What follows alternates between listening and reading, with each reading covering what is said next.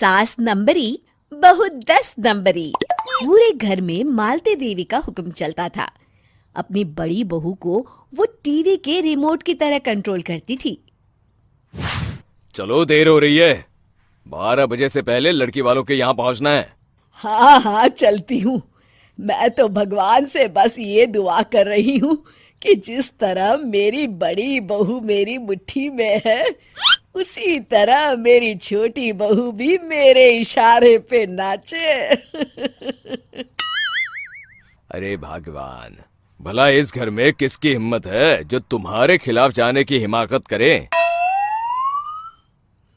इस तरह मालती देवी अपने छोटे बेटे की भी शादी कर देती हैं। मालती की छोटी बहू फैशन डिजाइनर का कोर्स करके आई थी। उसका सपना था कि शादी के बाद वो अपना खुद का बुटीक खोले।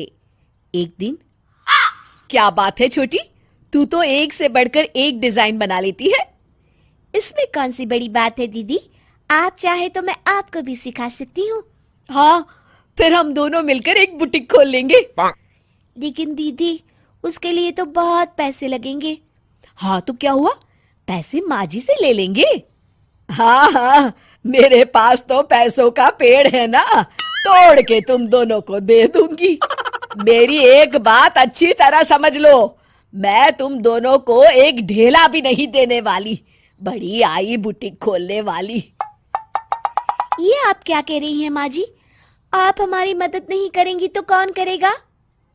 अरे अगर बुटीक खोलने का इतना ही शौक है तो अपने माँ बाप से पैसे क्यों नहीं मांग लेती?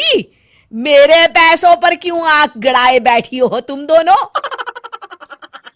इस तरह अपने इरादे स्पष्ट करके मालती देवी वहां से चली जाती है। अरे ये क्या दीदी, माँ जी तो साफ मुकर गई। अब हम क्या करेंगे? तू चिंता मत कर, बुटीक तो खुल के ही रहेगा। कहते हैं कि घी जब सीधी उंगली से नहीं निकलता तो उसे उंगली टेढ़ी करके निकालना चाहिए। माँ जी अपने आप को समझती क्या है? पूरी सोसाइटी जानती है कि माँ जी ने अपनी सास को घर से निकालकर उनकी दौलत पर कब्जा कर लिया है। हाँ दीदी, अब तो जैसे को तैसा करना पड़ेगा। फिर दोनों बहुएं मिलकर एक साजिश रचती हैं।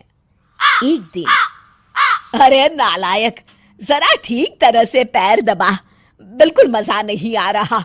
खाने पीने में तो कोई कसर नहीं छोड़ती। तभी वहां बड़ी बहू हाथ में एक फॉर्म लेकर आती है। माँ जी, आपके लिए एक खुशखबरी है। सरकार सभी बुजुर्गों को हर महीने 10,000 रुपये पेंशन देने वाली है। अरे ये क्या कह रही है तू? क्या सच में मुझे हर महीने घर बैठे 10,000 रुपये मिलेंगे? हाँ माँ जी, दीदी सच कह रही है। कल टीवी न्यूज में इस बारे में बता रहे थे। बस आप ये फॉर्म पढ़ के इसे भर दीजिए और अपने दस्तखत कर दीजिए। मैं इन्हें ले जाकर जमा करवा देती हूँ। अरे नालायक, बड़ी कामचोर है तू।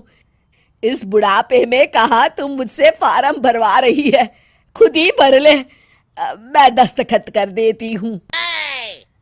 ठीक है माँ जी। फिर बड़ी बहू बड़ी चालाकी से फॉर्म के पन्नों के बीच प्रॉपर्टी के पेपर छिपा कर रख देती है और उन पर मालती देवी के दस्तखत करवा लेती है। कुछ दिनों के बाद मालती देवी अपने पति के साथ 2 दिनों के लिए अपने एक रिश्तेदार के यहाँ जाती है।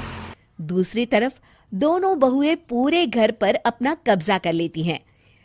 मालती देवी जब अपने रिश्तेदार के यहाँ से लौटती हैं, तब अपने कमरे में ताला लगा देख आग बबूला हो जाती है।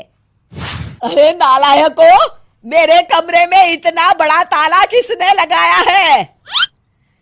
माँ जी, ये कमरा तो मैंने अपने बेटे रोहन को दे दिया है और आज से आप बाहर कोने में जो छोटा कमरा बना है ना, वहां रहेंगी। अच्छा, मैं उस सड़ेले कमरे में रहूंगी है? तेरी ये कहने की हिम्मत भी कैसे हुई? और मेरी इजाजत के बिना मेरा कमरा देने वाली तू होती कौन है? लगता है तू भूल गई, इस घर की मालकिन मैं हूं। तभी वहां छोटी बहू आती है। अरे माँ जी, आप इस घर की मालकिन नहीं है। अब इस घर की नई मालकिन हम दोनों बहुएं हैं। ये देखिए, इन प्रॉपर्टी के पेपर पर आप ही के दस्तखत है। अरे भाग्यवान, ये तुमने क्या कर दिया? दस्तखत करने से पहले एक बार ठीक से पढ़ तो लेती। अरे लेकिन मेरी बहुएं मेरे साथ ऐसा कैसे कर सकती है? अरे तो इसमें कौन सी अचरज की बात है? तुमने भी तो अपनी सास को घर से बाहर निकाल दिया था। टूटा फूटा ही सही, शुक्र करो कि इन दोनों ने कम से कम हमें रहने के लिए कमरा तो दिया। तुमने तो अपनी सास को वो भी नहीं दिया था। आज समझ में आया, जैसी करनी वैसी भरनी। चलो अपना सामान उठाओ और चलते हैं।